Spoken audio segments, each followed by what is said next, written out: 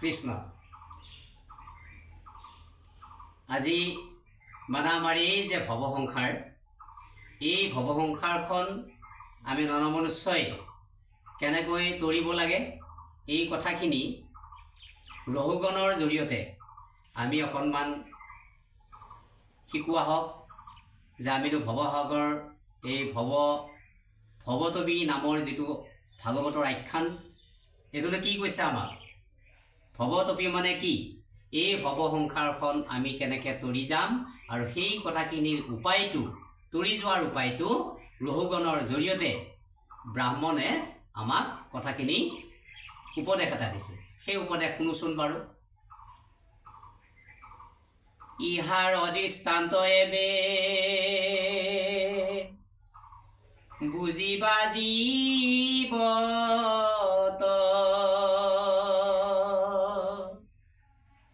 বিষয় অলম্পত বুদ্ধি সাৰথি লগত,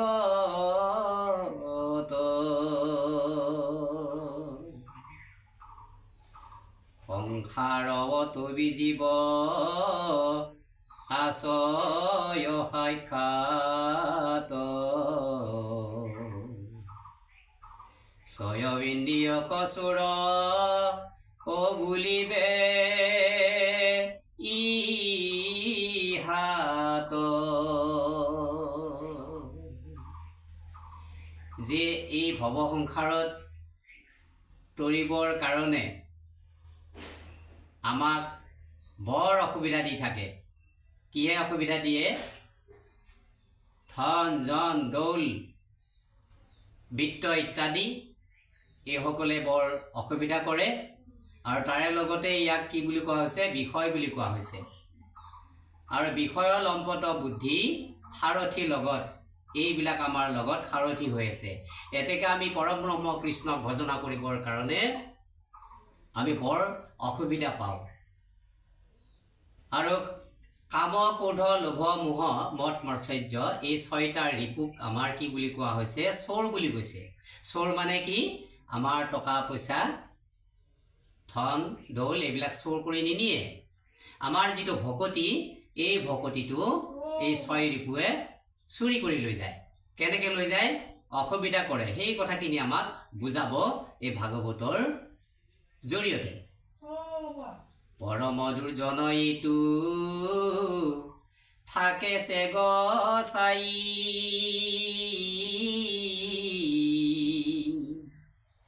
একে তিলে ধৰ্ম নষ্ট কৰে সমুদায়ীৰা।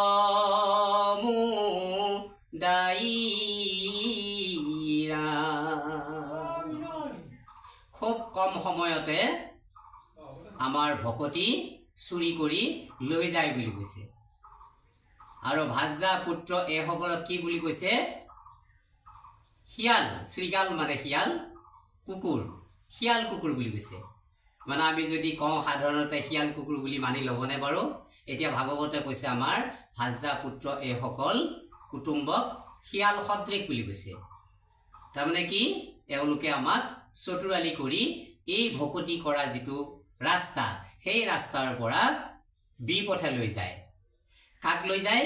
যিসকলে বিষয়ত আবদ্ধ হৈ বিষয়কে সাৱটি ধৰি থাকে, সেইসকলক হৰি ভক্তিৰ পৰা আঁতৰাই লৈ যাব পাৰে বুলি কৈছে। আৰু সেইকাৰণে কৈছে ছয় ৰিপুক চোৰ বুলি কৈছে।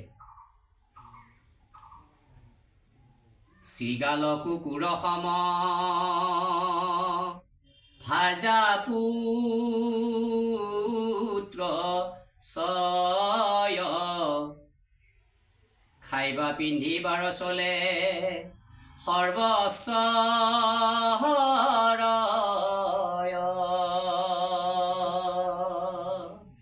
বোলে হে পিতা মাতা, আজি মোৰ ইটো নাই, কালি সিটো নাই, কালি সিটো নাই, এইবিলাক কৈ আমাৰ যিটো চিন্তাধাৰা, এই ধাৰাটো সম্পূৰ্ণ ঈশ্বৰৰ চৰণৰ পৰা বিকল্প কৰি দিব পৰা শক্তিটো বিষয়ৰ মাজত আছে বুলি কৈছে ভাগৱতে।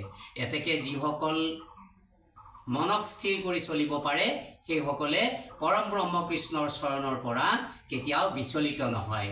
এই শিগাল কুকুৰ বা বৈষয়িক যিবিলাক কথা, এই কথাবিলাকে কেতিয়াও তেওঁক ভকতিৰ পৰা বিচলিত কৰিব নোৱাৰে। আৰু তেওঁ সেই বোলে এই ভৱসাগৰৰ পৰা ভৱ সংসাৰ তৰিব পাৰে। বোলে ৰহুগণে স্তুতি কৰিছে পৰম ব্ৰহ্ম কৃষ্ণক। ব্ৰাহ্মণে কৈছে, বোলে কি কৈছে, বোলে এইসকলে যিসকলে এই কথাখিনি মন কৰে সেইসকলে এই ভৱসাগৰখন তৰি যাবলৈ সক্ষম হ'ব। সমস্তকো দান পুণ্য নপাৰে কৰিত,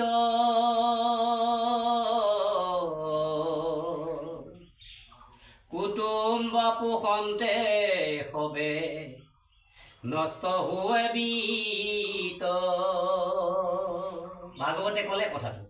কুটুম্ব মানে কি, আমাৰ যে শৰীৰত আছে ৰিপুবিলাক, ইন্দ্ৰিয়বিলাক, কাম ক্ৰোধ লোভ মোহ মদ মৎসৰ্য ঈৰ্ষা দ্বেষ, এইবিলাক যিবিলাক আমাৰ কুটুম্ব স্বৰূপ, এইসকলে আমাক কি কৰে, সমস্তখিনি নষ্ট কৰি পেলাই বুলি কৈছে।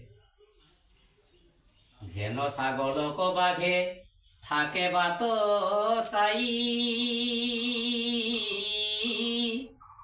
ভৈলে কজীৱৰ পুত্ৰ হাৰ্যা সেহি প্ৰায়। এটা জীৱ যেতিয়া মৰি যায়, তেতিয়া শৃগাল, কুকুৰ, যিবিলাক মাংসহাৰী জীৱ আছে, সেইসকলে সেই মৰা শটো ৰখি থাকে বুলি কৈছে খাবৰ কাৰণে।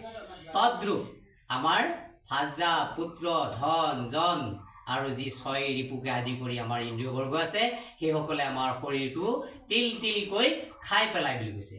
এতেকে বাপ সমস্ত আই সমস্ত, আমি যদি ভাগৱতৰ কথা আচলতে ভালদৰে শুনিবলৈ হয়, ভালদৰে যদি আমি ইয়াক গুৰুত্ব দিবলৈ হয়, তেনেহ'লে আমি এই ভাগৱতৰ যি উপদেশ, এই উপদেশসমূহ মানি চলিলেহে আমি পৰিৱৰ্তন হ'ব পাৰিম। মানুহৰ পৰা নৰোত্তম হ'বলৈ পাৰিম। নৰোত্তমৰ পৰা ভকত হ'বলৈ যে শাস্ত্ৰত থকা ভকতসকল আছে, সেই ভকতসকলক আদৰ্শ কৰি লৈ আমিও এদিন হয়তো নিশ্চয় মনুষ্যবিলাকে ভকত হ'বলৈ সক্ষম হ'ম। আৰু এই ভৱতমী বৰ্ণনাত এইটোকে কৈছে যে ভৱসংসাৰখন তৰিবলৈ হ'লে এক কৃষ্ণবাদী হৈ অন্য কথাত মন নিদি কেৱল ভগৱন্তক ভকতি কৰি এই ভৱসাগৰখন তৰি যোৱাৰ কাৰণে উপায় একমাত্ৰ পৰম ব্ৰহ্ম কৃষ্ণৰ অভয়চৰণ বুলি কৈছে। কোনো বেলা বাণী যাৰ ভ্ৰমন্ত বনত,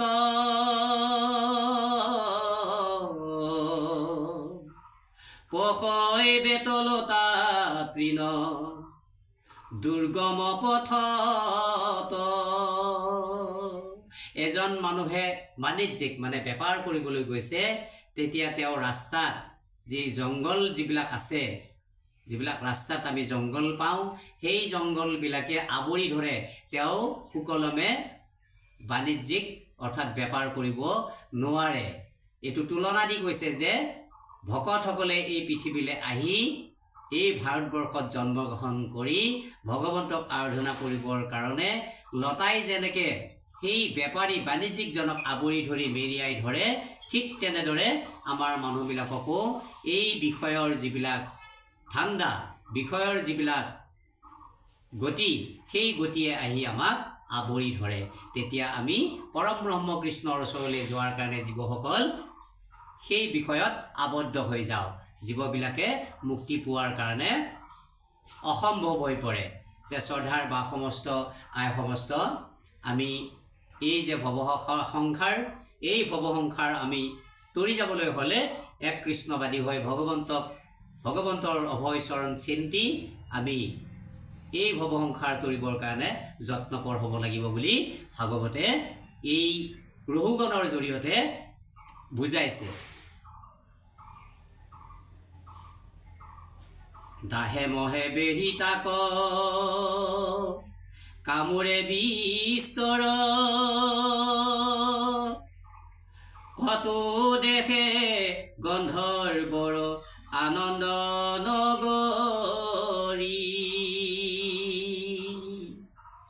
দাহে মহে বেঢ়ি তাক কামোৰে বিস্তৰ, থাকে হেন উপদ্ৰৱ সহি নিৰন্তৰ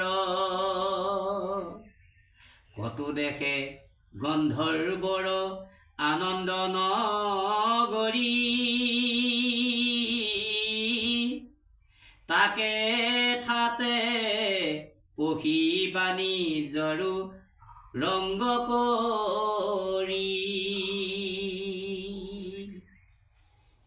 আমি যেতিয়া ৰাস্তাই ঘাটে ঘূৰি ফুৰোঁ বাণিজ্য কৰোঁতে দাহে মহে ইত্যাদি বস্তুবিলাকে আগুৰি ধৰি খায় অৰ্থাৎ ভগৱন্তক কৃষ্ণ উপাসনা কৰিব যাওঁতে ধন জন ভাৰ্যাপুত্ৰ বৈষয়িক যিবিলাক বস্তু আছে অবস্তু আছে এইবিলাকে আমাক সেই দাহে মহে খোৱাৰ দৰে আগুৰি ধৰি খায় বুলি কৈছে। এইটো এটা আধ্যাত্মিক দিশত আমাক কথাখিনি বুজাইছে যে আমি মানুহবিলাকে জীৱ জগত কেনেকৈ পৰম ব্ৰহ্ম কৃষ্ণৰ ওচৰলৈ যাম, এই সংসাৰখন কেনেকৈ আমি কোনো কষ্ট নোপোৱাকৈ চলি যাব পাৰোঁ সেই উপায়টো ভাগৱতে আমাক স্পষ্টভাৱে উপদেশ এটা দিছে। আমি মানি চলিলে নিশ্চয় আমাৰ নৰমনুষ্যসকলৰ উপকাৰ হ'ব।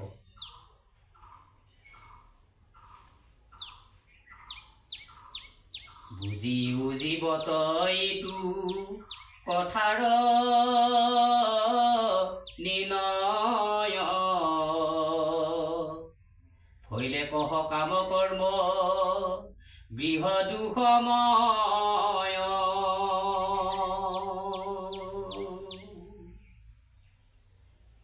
খল কথা দেই কত দুৰ্জন যাতে যেন দাহে মহে খাই দেখিও প্ৰত্যুক আৰু যি পথত আমি আছোঁ আমি ভাবিব নালাগে যে হংস মহিক চাক বলি বিধান কৰি কৰাটোৱে যে বলি বিধান প্ৰথা এইটো নহয়, এইটো বাহ্যিক প্ৰথা।